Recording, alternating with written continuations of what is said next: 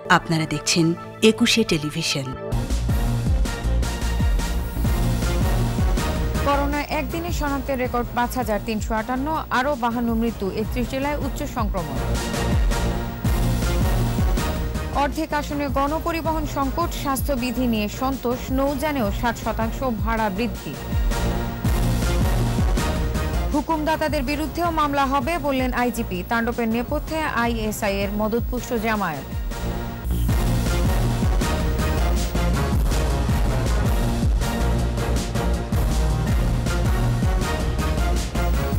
শুনছিলেন first security ইসলাম bank limited সংবাদ শিরোনাম। আমন্ত্রণ জানাচ্ছি রাতের ২১ সংবাদে, আপনাদের সাথে আছি আমি নার্গিস মজিদ লিমা। দর্শক, ২১ টেলিভিশনের সংবাদ একই সাথে সরাসরি দেখতে পাবেন আমাদের ফেসবুক পেজ www.facebook.com/2124 অনলাইনে। করোনা সংক্রমণের ৩৮৯তম দিনে শনাক্তের সর্বোচ্চ রেকর্ড। একদিনে শনাক্ত ৫,৩৫৮, মারা গেছেন ৫২ জন। এর মধ্যে ঢাকা বিভাগেই ৩৪, মোট মৃত্যু ৯,০০০ ছাড়িয়েছে। দৈনিক সংক্রমণ হার বেড়ে ১৯.৯০%। ৩১ জেলাকে উচ্চ সংক্রমণ ঘোষণা করেছে স্বাস্থ্য অধিদপ্তর। আর স্বাস্থ্যবিধি মানাতে কঠোর অবস্থানে যাচ্ছে সরকার। বিস্তারিত জানাচ্ছেন স্মৃতি মণ্ডল। প্রতিদিনই বাড়ছে করোনা ভাইরাসের শনাক্ত ও মৃত্যু, ভাঙছে পুরনো রেকর্ড। স্বাস্থ্য অধিদপ্তরের তথ্য বলছে ২৮৯তম দিনে শনাক্তের সর্বোচ্চ রেকর্ড। ২২৪টি ল্যাবে ২৬,৯৩১ জনের নমুনা পরীক্ষায় শনাক্ত ৫,৩৫৮। মোট শনাক্ত ৬,১১,২৯৫। ২৪ ঘণ্টায় ৫১ জন হাসপাতালে ও ১ জন বাসায় মারা গেছেন। মৃতের সংখ্যা বেড়ে ৯,০৪৬। একদিনে সুস্থ হয়েছে ২,২১৯ জন। বয়স বিবেচনায় ২৪ ঘণ্টায় ৬০ ঊর্ধ্ব ৩০ জনের মৃত্যু হয়েছে। ঢাকা বিভাগে মারা গেছেন ৩৪ জন। করোনায় দৈনিক সংক্রমণ হার বেড়ে ১৯.৯০%। কমেছে সুস্থতার হার ৮৮.৭৩%। মৃত্যুহার ১.৪৮%। এ পর্যন্ত শনাক্তের হার ১৩.০৯%। জনসংখ্যার ভিত্তিতে প্রতি ১০ লাখে শনাক্ত ৩,৫৮৯.৩৮, সুস্থ ৩,১৮৪.৮৪ এবং মৃত্যু ৫৩.১২। মৌলভীবাজার, মুন্সিগঞ্জ, চট্টগ্রাম, ঢাকা ও সিলেট সহ দেশের ৩১ জেলায় কোভিড-১৯-এর উচ্চ সংক্রমণ চিহ্নিত করা হয়েছে। স্বাস্থ্যবিধি না মানলে অবস্থা ভয়ঙ্কর হতে পারে বলে আশঙ্কা করছেন জনপ্রশাসন প্রতিমন্ত্রী। সচিবালয়ে নিজ কার্যালয়ে সাংবাদিকদের প্রশ্নের উত্তরে তিনি একথা বলেন। এখন আমরা সচেতন না হই তাহলে কিন্তু সবকিছু মিসম্যানেজমেন্ট হবে, যেটা আমরা আমেরিকাতে দেখেছি, বিভিন্ন জায়গায় দেখেছি যে হসপিটাল পেশেন্ট নিতে পারছে না। যাতে করে সেই অবস্থায় না যায় আমাদের কিন্তু এখনই সেই ইনিশিয়েটিভ নিতে হয়েছে। সেই জন্য সামান্য ভোগান্তি হলে সকলকে বুঝতে হবে যে আসলে আপনার অপ্রয়োজনে বাইরে আসার দরকার নাই। করোনা সংক্রমণ পরিস্থিতিতে সরকারের দেয়া 18 নির্দেশনা অধিকাংশ প্রতিষ্ঠান মেনে চলছে। সবাইকে স্বাস্থ্যবিধি মেনে চলার আহ্বান জানান তিনি। 2 দিনে যথেষ্ট সচেতনতা আমরা লক্ষ্য করতে পারছি আমাদের মফস্বল শহরেও। কিন্তু স্মৃতি মণ্ডল, ২১ টেলিভিশন, ঢাকা। এদিকে করোনা সংক্রমণ বাড়ায় বেসরকারি হাসপাতালগুলোকে ১ থেকে ১,৫০০ শয্যা বাড়ানোর আহ্বান জানিয়েছেন স্বাস্থ্যমন্ত্রী জাহিদ মালেক। করোনার সার্বিক পরিস্থিতি নিয়ে ভার্চুয়াল বৈঠকে এই আহ্বান জানান তিনি। আমাদের সরকারিভাবে যদি আমরা ২-২.৫ হাজার বাড়াইতে পারি, আপনারা যদি ১-১.৫ হাজার বাড়াইতে পারেন, তাহলে আরো নতুন করে ৪,০০০ বেড আমরা ঢাকা শহরে বা এটাকে ব্যবস্থা করতে পারি এবং ঢাকার বাইরে। রোগীর উৎপত্তি স্থলটা আমাদেরকে বন্ধ করতে হবে। করোনা সংক্রমণ রোধে সরকারি নির্দেশনা মেনে রাজধানীতে বেশিরভাগ বাসই অর্ধেক যাত্রী নিয়ে চলছে। ভাড়া বাড়লেও স্বাস্থ্যবিধি মানার বিষয়ে আগ্রহী যাত্রীরা। তবে পরিবহন সংকট থাকায় ভোগান্তি পোহাতে হয় কর্মজীবীদের। আর রেলের আগাম টিকিট বিক্রি হওয়ায় এখন আগের নিয়মে চললেও ৫ এপ্রিল থেকে পুরোপুরি স্বাস্থ্যবিধি মেনেই চলবে ট্রেন। ধারণ ক্ষমতার অর্ধেক যাত্রী নেওয়ার শর্তে লঞ্চ ভাড়াও ৬০% বৃদ্ধি করা হয়েছে। সাইদুল ইসলামকে সাথে নিয়ে তৌহিদুর রহমানের রিপোর্ট। করোনা সংক্রমণ বেড়ে যাওয়ায় ১৮ দফা নির্দেশনা দেয় সরকার। নির্দেশনা অনুযায়ী গণপরিবহনে অর্ধেক আসন ফাঁকা রাখতে হবে। এ অবস্থায় ৬০% ভাড়া বৃদ্ধির সিদ্ধান্ত হয়। বেশিরভাগ বাসই অর্ধেক আসন ফাঁকা রাখছে। সমস্যা হলো ভাড়া বাড়ি দিতে যাচ্ছে না, আর আমরা স্বাস্থ্যবিধি মেনে চলছি। ভাড়া ডবল, 2 সিটে একজন ভাড়া ডবল। তবে অফিসগামী মানুষের চাপে বাসে উঠতে না পেরে ভোগান্তিতে পড়তে হয়েছে অনেককেই। তারা জানান পর্যাপ্ত পরিবহন না থাকায় দুর্ভোগে পড়তে হয়েছে। এত যাত্রী ভোগান্তির শেষ নাই। অর্ধেক করে দিছে না, যার জন্য যাত্রীদের সমস্যা অনেক ব্যাপক ভোগান্তি। গাড়ি তো ভাড়া বেশি, হঠাৎ করে মানুষের জানে অনেক মানুষের গাড়ির স্বল্পতা, গাড়িতে সিট থাকলেও নিচ্ছে না, নিলেও ভাড়া দ্বিগুণের বেশি নিচ্ছে। নির্দেশনা আসার আগেই রেলের আগাম টিকিট বিক্রি হয়েছে। এই জন্য 4 এপ্রিল পর্যন্ত আগের নিয়মেই চলবে ট্রেন। তবে স্টেশনে ঢুকতে স্বাস্থ্যবিধি বাধ্যতামূলক করা হচ্ছে। কমলাপুর স্টেশন ম্যানেজার জানান অগ্রিম টিকিট বিক্রি হওয়ায় স্বাস্থ্যবিধির কিছুটা লঙ্ঘন হচ্ছে। তবে কেউ টিকিট ফেরত দিতে চাইলে দিতে পারবেন বলেও জানান তিনি। প্রচলিত নিয়ম অনুযায়ী 10 দিন আগে টিকিট বিক্রি হতো, সে কারণে 4 তারিখ পর্যন্ত আমাদের অনেক টিকিট বিক্রি আছে। আশা করি 4 তারিখের পরে অর্থাৎ 5 তারিখ থেকে আমাদের কোনো ডাবল পাশাপাশি আসনে যাত্রী দেখবেন না। এদিকে স্বাস্থ্যবিধি মানা বাধ্যতামূলক করে বৃহস্পতিবার থেকে লঞ্চের ভাড়া বাড়ানো হচ্ছে বলে জানিয়েছেন নৌ পরিবহন মন্ত্রী। কালকে থেকে আমাদের ভাড়াও বাড়বে, পরিবহনও বাড়বে এবং স্বাস্থ্যবিধি মেনে যাত্রীরা লঞ্চে উঠবে। এ সংক্রান্ত প্রজ্ঞাপন জারি করেছে বাংলাদেশ অভ্যন্তরীণ নৌ পরিবহন কর্তৃপক্ষ। এতে নৌপথে ভাড়া 60% বাড়ানো হয়েছে। তৌহিদুর রহমান, 21 টেলিভিশন, ঢাকা। স্বাধীনতা সুবর্ণ জয়ন্তীর অনুষ্ঠান কলঙ্কিত করতেই দেশের বিভিন্ন স্থানে হামলা হয় বলে মন্তব্য করেছেন পুলিশের আইজি ডক্টর বেনজির আহমেদ। ঢাকা সিএমএইচে চিকিৎসাধীন হেফাজত জামায়াতের তাণ্ডবে আহত পুলিশ সদস্যদের দেখতে গিয়ে সাংবাদিকদের বিভিন্ন প্রশ্নের জবাবে তিনি বলেন, স্বাধীনতা সুবর্ণ জয়ন্তী উদযাপনের দিন হেফাজত সারা দেশে তাণ্ডব চালায়। মাদ্রাসার কোমলমতি শিক্ষার্থীদের ব্যবহার করে থানায় হামলা চালিয়েছে তারা। এর আগেও থানায় হামলা চালিয়েছে হেফাজত। ডাকবাংলো ও ভূমি অফিসে আক্রমণ করেছে। আইজিপি বলেন, ইন্ধন ও মদতদাতাদেরও বিরুদ্ধে মামলা হবে। যারা অনস্পট হামলা করে তাদের বিরুদ্ধে মামলা হয়েছে এবং তাদের তদন্তের সময় যারা যারা নির্দেশ দিয়েছেন তারাও আসবেন, অসুবিধা কি? এদের সঙ্গে কি আপনারা একটু যদি আমরা ফিরে তাকাই তাহলে তো আপনার কানেকশনটা কোথাও আমরা জানি, আপনারা সবাই জানেন এবং নতুন প্রজন্ম জানে। মূলত স্বাধীনতা সুবর্ণ জয়ন্তীকে কলঙ্কিত করার চেষ্টা করেছে। হেফাজতে ইসলামের শীর্ষ নেতা বাবুনগরী এবং মামুনুল হককে গ্রেফতার ও দৃষ্টান্তমূলক শাস্তির আওতায় না আনলে কঠোর কর্মসূচি দেওয়ার ঘোষণা দিয়েছে মুক্তিযুদ্ধ মঞ্চ। ঢাকা বিশ্ববিদ্যালয়ের রাজু ভাস্কর্যের সামনে প্রতিবাদ সমাবেশ থেকে অবিলম্বে হেফাজত ইসলামকে নিষিদ্ধ করার দাবিও তোলা হয়।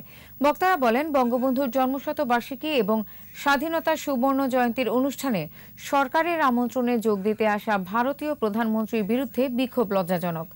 একই সাথে তারা ঢাকা সহ দেশের বিভিন্ন স্থানে হেফাজত যে তাণ্ডবলীলা চালিয়েছে তা দেশের বিরুদ্ধে চক্রান্ত। পরে বাবুনগরী ও মামুনুল হকের কুশপুত্তলিকা দাহ করা হয়।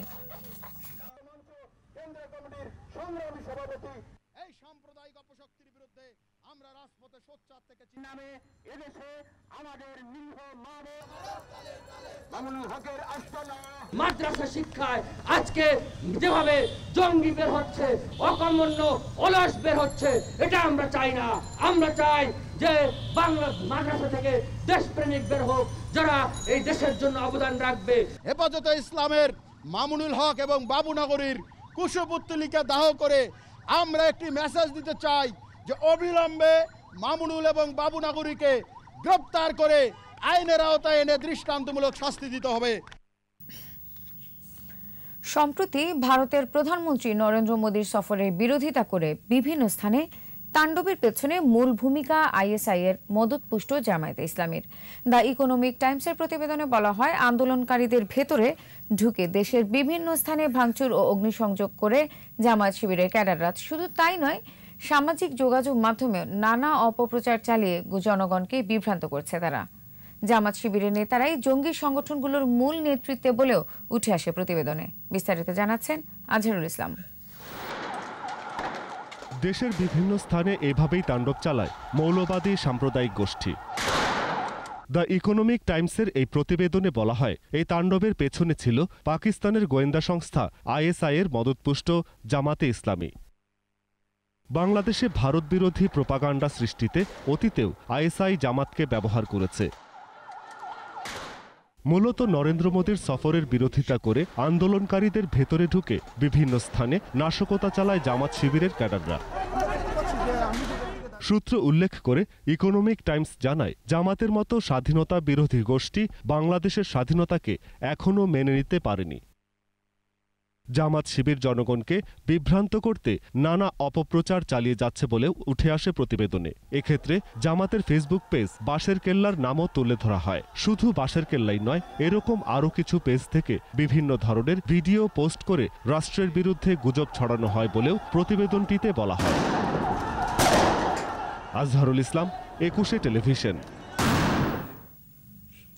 নো মাস্ক নো সার্ভিস বিধি মেনে চলুন, সুস্থ থাকুন। যখন ফিরছি তখন অন্যান্য খবরের সঙ্গে আরও যা থাকবে।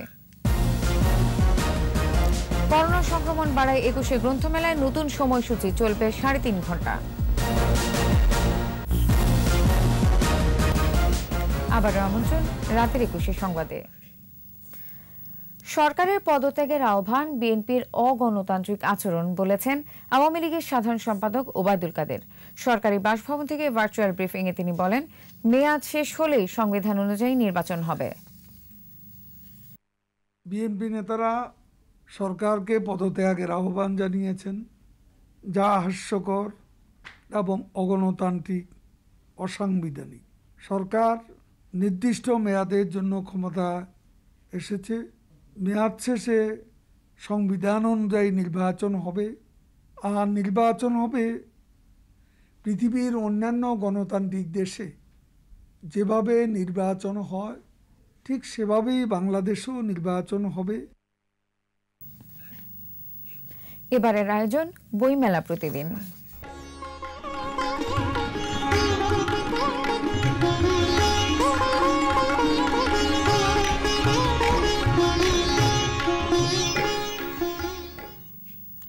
সময়সূচি কমল অমর 21 গ্রন্থমেলার। এখন থেকে বিকেল 3টায় শুরু হয়ে সন্ধ্যা 6:30 পর্যন্ত চলবে মেলা। আর ছুটির দিনে মেলার গেট খুলবে বেলা 11টায়। তবে নতুন সূচিতে খুশি নন প্রকাশক, পাঠক ও দর্শনার্থীরা।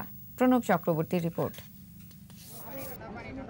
14তম দিনে পরিবর্তন এলো অমর 21 গ্রন্থমেলার সময়সূচিতে। করোনার ঊর্ধ্বমুখীতে সরকারের 18 দফা নির্দেশনা মানতে এ সিদ্ধান্ত নিয়েছে বাংলা একাডেমি।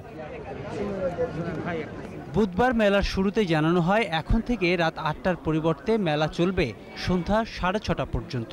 আর মেলায় প্রবেশ করা যাবে বেলা 3টা থেকে 6টার মধ্যে। প্রধানমন্ত্রীর কার্যালয় থেকে নির্দেশ এসছে যে সন্ধ্যের পরপরই মেলাটা বন্ধ করে দিতে। তো সেটা 6:30টার সময় আমরা মেন গেট বন্ধ করে দেব এবং 6:30টার মধ্যে পুরো এলাকাটা খালি করে দেব। তবে এমন সিদ্ধান্তে হতাশ প্রকাশকরা। আর্থিক ক্ষতির আশঙ্কা তাদের। 6:30 থেকে 8টা, 8:30 পর্যন্ত রেগুলার ক্রেতা থাকে। 3টা থেকে শুরু না করে সেটা 4টা থেকে শুরু করতে, বা 5টা থেকে শুরু করে 3 ঘন্টা 3.5 ঘন্টা রাখলেও বিক্রেতা যারা আছে তাদের উপকার হতো। রাস্তায় প্রচুর মানুষের সমাগম দেখতে পারবেন। এখন একটা প্যান্ডামিক সময় চলছে, কিন্তু এর মানে তো এই না যে শুধু বইমেলাকে কেন্দ্র করে এটা অফ করে দিতে হবে। এদিকে বুধবার অনেকটাই জমজমাট ছিল 21 গ্রন্থমেলা। তবে অনেকের মধ্যেই ছিল স্বাস্থ্যবিধি না মানা এবং মাস্ক ব্যবহারে অনীহা। বইমেলা আসলে তো অবশ্যই খুবই ভালো লাগে। মানে অনেক অফিস করে আসে, তাদের জন্য এটা আসলে কোয়াইট ডিফিকাল্ট 6:30 বন্ধ করে ফেলা। যদি আধা ঘন্টা বা 1 ঘন্টার জন্য যদি সেটাকে একটু ছাড় দেওয়া হয় তার জন্য আমার জন্য মনে হয় ভালো হয়। যেটা হলে দেশের অবস্থা ভালো হবে, সেটা মেইনটেইন করে চলাই বেটার। গল্প, উপন্যাস, কবিতা সব মিলিয়ে এদিন মেলায় এসেছে 97টি নতুন বই। প্রণব চক্রবর্তী, 21 টেলিভিশন, ঢাকা। নিচ্ছি প্রিমিয়ার ব্যাংক লিমিটেড সংবাদ বিরতি। নো মাস্ক নো সার্ভিস বিধি মেনে চলুন, সুস্থ থাকুন। যখন ফিরছি তখন অন্যান্য খবরের সঙ্গে আরও যা থাকবে। সান্ত্বনার জয় নিয়ে ফিরতে চায় মাহমুদুল্লাহর দল। শেষ ম্যাচে সামর্থ্যের সেরাটা দিয়ে লড়ার প্রত্যয়। আর এরই সাথে শেষ করছি রাতের 21 সংবাদ। যাবার আগে ফার্স্ট সিকিউরিটি ইসলাম ব্যাংক লিমিটেড সংবাদ শিরোনামগুলো জানিয়ে দিব আরও একবার। করোনায় একদিনে শনাক্তের রেকর্ড 5,358, আরও 52 মৃত্যু। 31 জেলায় উচ্চ সংক্রমণ। অর্ধেক আসনে গণপরিবহন সংকট, স্বাস্থ্যবিধি নিয়ে সন্তোষ। নৌযানে 60% ভাড়া বৃদ্ধি। হুকুমদাতাদের বিরুদ্ধেও মামলা হবে বললেন আইজিপি। তাণ্ডবের নেপথ্যে আইএসআই এর মদতপুষ্ট জামায়াত।